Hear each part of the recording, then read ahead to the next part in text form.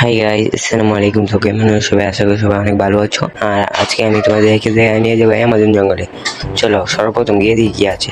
গর্ত পেলাম, এই গর্তের মধ্যে মনে হয় অজগর সাপ আছে। তারপরে পেলাম একটা পেস্তা। এই পেস্তাকে বাংলায় কি বলে তা অবশ্যই কমেন্ট বক্সে বলবা।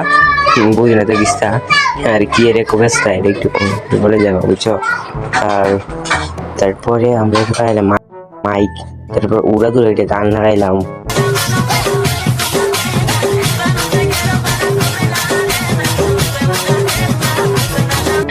তোমার বিয়েতে এই স্প্রে ব্যবহার করবো আমি।